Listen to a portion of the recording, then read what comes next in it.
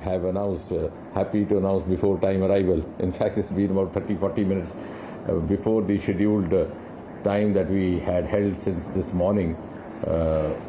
And now I think they are virtually standing, as I tweeted, they are virtually standing at the threshold entrance. And the next would be, of course, they're formally entering into the ISS, and they have also planned a formal welcome ceremony by those of the astronauts who are already there to actually formally, officially receive the 4 who are today going to be part of that expedition along with them. So how proud matter is this for India? How do you see this year also just tweeted and congratulated Shivang? No, I think proud also because the fact that this time around India has been entrusted to perform the most critical part of the expedition, the crucial experiments, particularly those related to life sciences, those related to the possibilities of exploring the potential or the probability of habitat at microgravity milieu, whether it's in relation to the microorganisms or the human beings, the various functions or dysfunctions likely to happen with regard to the human physiology. And this is something which is going to have a very critical bearing on all the future expeditions across the world. And mind you, we started our space journey much later compared to the United States or even the Soviet Union. In fact, when we started, by that time, the United States of America had already landed a human being on the surface of Earth, the surface of Moon in 1969. But today, our credibility, the trustworthiness of our capacities has risen to such an extent that it is our talent which is being looked forward to for a collaboration which would benefit others as well. So I think that's a huge change from what it was till a few years back and it is today. How it is putting India on a global platform, India being a part of it? I think we are already in a global platform. It's just now that and increasingly India's role in the global arena is not only being acknowledged, but the rest of the world also look forward to India for vital cues. Even before this mission, the Chandrayaan-3 inputs and the findings are being very eagerly awaited by the rest of the world because there also we were the first to reach the southern pole. We were the first to discover the presence of the possibility of water there being on the surface of Moon, the discovery of the H2 molecules which happened through the earlier Chandrayaan mission. So, and that was the first indication of the possibility of habitat being probable over there. And then that led to the further cues of exploring that aspect even deeper. So I think now it's not only that it's a global role for India, it's also a leading role for India, and India in the times to come would have to take the responsibility of also laying down the roadmap or the direction for the rest of the world. Sir, Bharat के लिए आज ऐतिहासिक दिन भी है, पहला Indian जो Indian space international space centre में पहुंचे हैं, निश्चय, जैसे कि कल प्रधानमंत्री जी ने भी कहा कि पहली मर्तबा ऐसा हो रहा है कि कोई भारतीय मूल का अंतरिक्ष यात्री इंटरनेशनल स्पेस स्टेशन पर गए हैं, तो भारत के लिए गर्व की बात तो ही है। और साथ ही साथ मुझे लगता है कि ये अवसर है आभार प्रकट करने का भी देश के राजनीतिक नेतृत्व का, प्रधानमंत्री मोदी जी का, कि जिस प्रकार का एक अनुकूलता कामकाज के वातावरण में आई उसके कारण ये संभव हो पाया, क्योंकि यही प्रतिभा, यही योग्यता, यही काबिलियत, यही मेहनत करने का मादा, यही आंखों में सितारे, यही दिल में अरमान सारा भाई के ज़माने से थे। लेकिन जो नीति निर्धारकों के स्तर से जिस प्रकार का सहयोग और अनुकूलता अपेक्षित होती थी, शायद उसका कहीं ना कहीं अभाव था। वो सन 2014 के बाद, मोदी जी के आने के बाद उसकी पूर्ति हुई। जिस तरह से अनेकों ऐसे क्रांतिकारी निर्णय लिए गए जिसमें प्राइवेट सेक्टर को खोलने की बात भी आई, उसका परिणाम ये हुआ कि एक बड़ी तीव्र गति से हमारी अंतरिक्ष की यात्रा को बल मिला।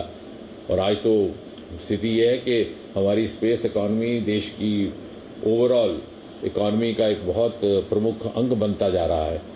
हमारी economy it was just dismal till only 4-5 years back, आज हम 8, 9, 10 बिलियन US डॉलर पर पहुंच गए और जिस प्रकार, जिस गति से, जिस रफ्तार से ये बढ़ रहा है, उससे हमारा ये जो हमारे आंकड़े ये दर्शाते हैं कि आने वाले 8-10 वर्षों में 4-5 गुना और बढ़ के हम 40-45 बिलियन US डॉलर यानी $5 ट्रिलियन इकॉनमी की ओर बढ़ते हुए स्पेस सेक्टर का एक महत्वपूर्ण योगदान रहने वाला है। और हमारा सदा से ये मानना था कि वो सेक्टर जो मोदी जी के आने से पहले पूरी तरह से तलाशे नहीं गए, चाहे वो स्पेस सेक्टर था, मैरीन सेक्टर था, उन सबको अब जब इस्तेमाल में लाया जाएगा तो ओवरऑल इंडिया ग्रोथ स्टोरी में स्पेस का बहुत बड़ा योगदान रहेगा। सर, आप कह रहे हैं कि पहले इस तरह की आइडेंटिटी नहीं थी, चाहे वो स्पेस की एक्टिविटीज़ हो या अन्य कोई भी एक्टिविटीज़ हो, इस तरह की पॉलिसीज़ नहीं बनाई गई थी। आपने सारा भाई का भी जिक्र किया कि तब टैलेंट था, तब कैपेबिलिटी थी, लेकिन उस तरह से उसका इस्तेमाल नहीं किया गया, शायद उस तरह का प्लेटफॉर्म नहीं मिला। और अब 2014 के बाद नए आयाम खुल रहे हैं, नए भारत की ओर हम बढ़ रहे हैं। इस कंपैरिजन को सर आप कैसे डिकोड करेंगे? नहीं, मुझे लगता है कि सबसे आसान तरीका उस कंपैरिजन को समझने का ये है कि अगर आप आर्काइव्स में जाएं तो वहाँ एक बड़ी भावुक तस्वीर देखने को मिलेगी, जिसमें सारा भाई अपना कुछ सामान बाईसाइकिल के कैरेज पे उठा करके ले जा रहे हैं। अर्थात साधनों का इस कदर अभाव था, मगर आज वो नहीं रहा। और वो इसलिए भी नहीं रहा कि सन 2014 के बाद इस बात का एहसास भी किया गया और इसको स्वीकार किया गया कि यदि हमें यहाँ से आगे बढ़ना है, जहाँ हम खड़े हैं, तो हमें ग्लोबल स्ट्रेटजीज पर चलना होगा। हम पूरी तरह सीमित साधनों पर या सरकार पर निर्भर करके आगे नहीं बढ़ पाएंगे। और wider collaboration, extended collaboration, working in synergy, ये एक नया वर्क कल्चर आया और ये तभी संभव था जब नीति निर्धारकों की इच्छा शक्ति हो। इसलिए ये कल और आज में ये फ़र्क है, वरना विक्रम साराभाई और सतीश धवन उस समय भी भौगोलिक स्तर पर उनकी मान्यता थी। सर, जिस तरीके से देख रहे हैं कि शुभांशु शुक्ला जो है, he went on to space and ISS, and we are seeing that he might be doing a lot of experiments that is going to matter the most in the space mission. So how do you see that this will benefit the Indians, the Gaganyaan mission? No, it will benefit the Gaganyaan mission and also the subsequent missions at 2-3 levels. The experience that we gain through these experiments or the exercise of docking and undocking happening repeatedly, which will again happen more than once when we send up the Chandrayaan 4.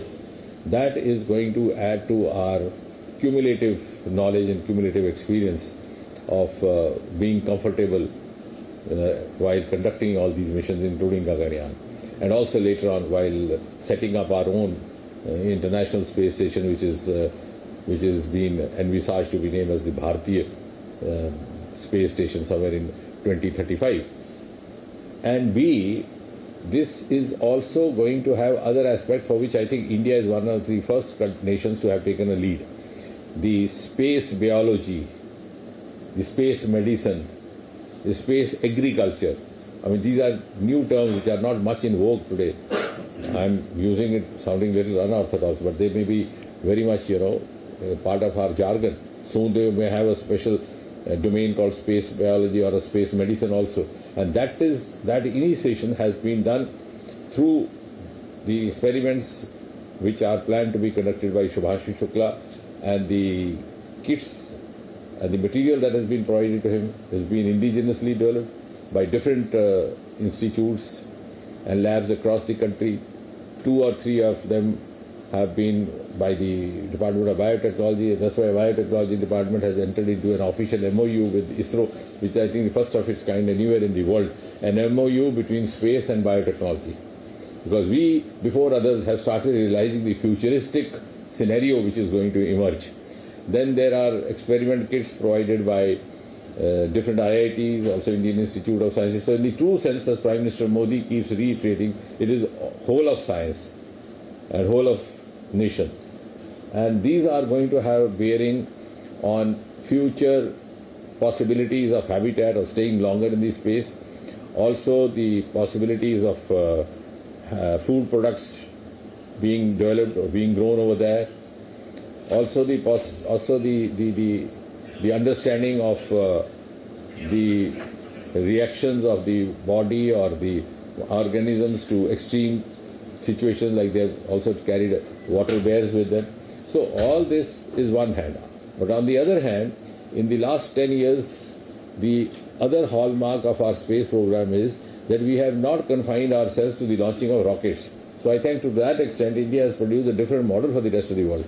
Today, our space technology has virtually entered every Indian household, whether it is agriculture, whether it is healthcare, whether it is railway crossings or railway accident prevention, whether it is smart cities, whether it's farms and lands farming, that beautiful program called Swamitva program, which has become a global role model.